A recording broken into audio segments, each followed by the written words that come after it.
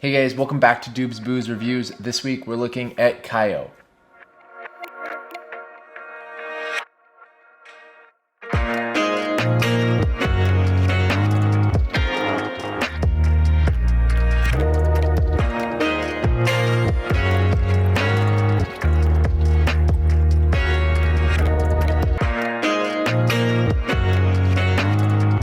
Kayo is technically and technically not a Japanese whiskey. Let me get into it. So Kayo takes different whiskeys from different Japanese distilleries, and then they blend them together, usually mostly from one distillery, but then they'll add just a little bit of another distillery in there. Then they put it in Mizunara oak barrels. So these oak barrels have a lot more water density to them, and they tend to leak a lot more too, because Mizunara oak grows like this, instead of American oak, which grows like this, which makes them really hard to work with, but you get a lot of really interesting flavors and aromas. They put the whiskey in those barrels and then take them on a voyage from Osaka, Japan out to sea for up to 3 months. This is where it gets into not technically being Japanese whiskey because it leaves Japan for a little while and then comes back.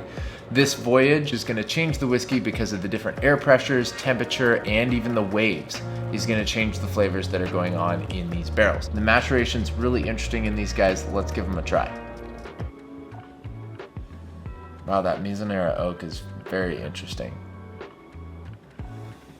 On the nose, it's got a lot of pine notes. It makes me think of a Douglas fir mixed with a little bit of plum and salt. Yeah, there's almost a little bit of an herbiness to it too. That's the Douglas fir and the pine that can really kind of bring out these herby notes, like an herby cabin.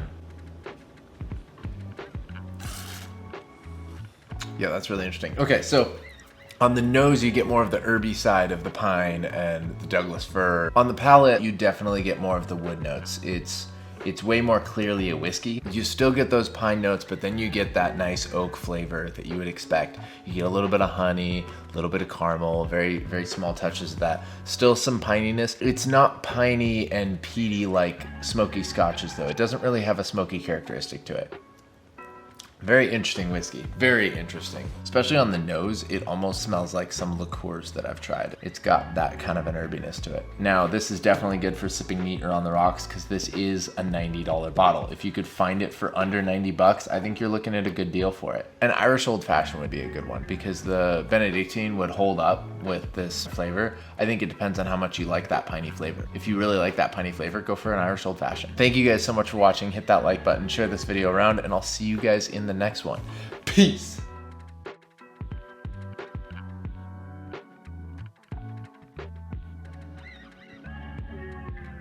Now to try some scotch.